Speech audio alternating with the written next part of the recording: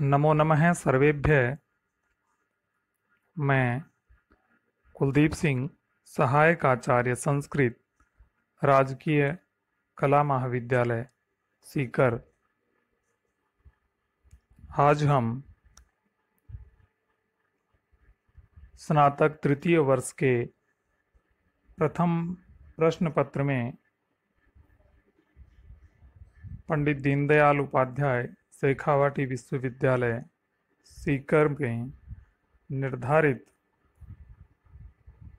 पाठ्यक्रम के अनुसार श्रीमद् भगवत गीता के अध्याय द्वितीय, तृतीय एवं चतुर्थ का अध्ययन शुरू करेंगे।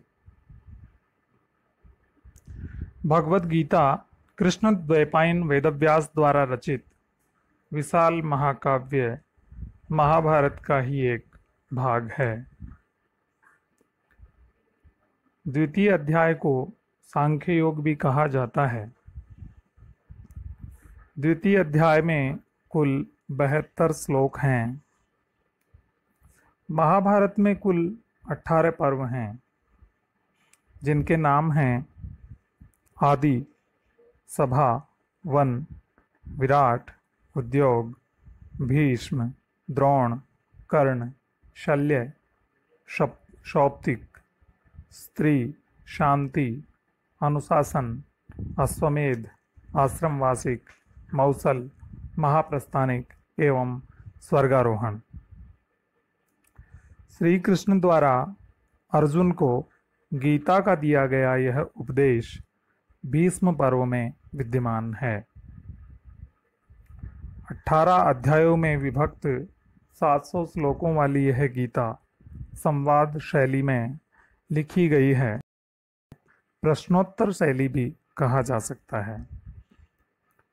भगवत गीता का प्रथम अध्याय उपोद्घात स्वरूप है, जिसमें दोनों पक्षों की सेनाओं का प्रदर्शन तथा अर्जुन के विषाद का वर्णन है। द्वितीय अध्याय में अर्जुन के मोह को सुनकर श्री कृष्ण के उद्गार वर्णित हैं, जिसमें क्रमशः सांख्य योग, युद्ध की आवश्यकता, निष्काम कर्मयोग और स्थित प्रज्ञ के लक्षणों का व्याख्यान किया गया है।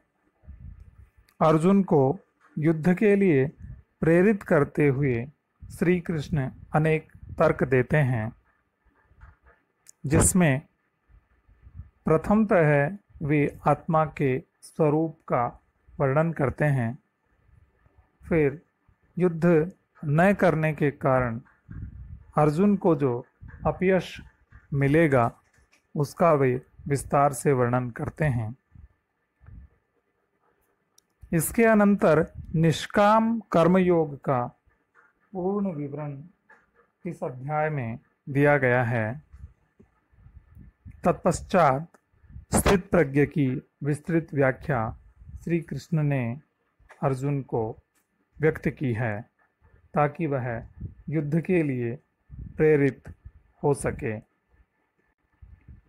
ये हम प्रारंभ करते हैं श्रीमद् भगवत गीता के द्वितीय अध्याय को, जिसे सांख्य योग का नाम दिया गया है। उसका प्रथम श्लोक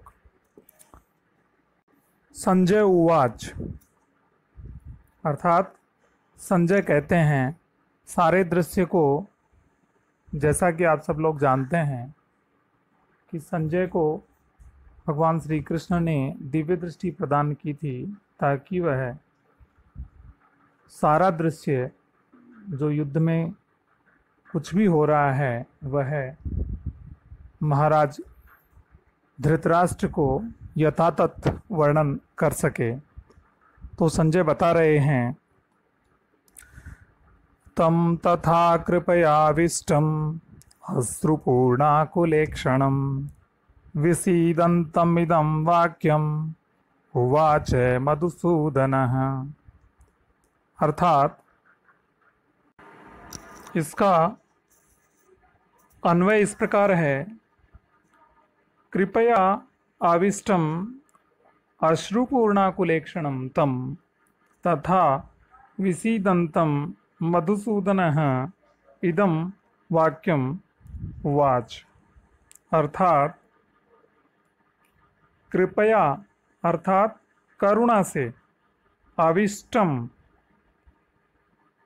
आविष्टम का अर्थ है व्याप्त, आकुलेक्षणम, अश्रुपूर्णाकुलेक्षणम अर्थात व्याकुल नेत्रों वाले, तम उस, तथा विसीदंतम उस प्रकार से विषाद करने वाले उस अर्जुन को मधुसूदन है, कृष्ण है अर्थात कृष्ण ने इदम वाक्यम उवाच यह वाक्य कहे।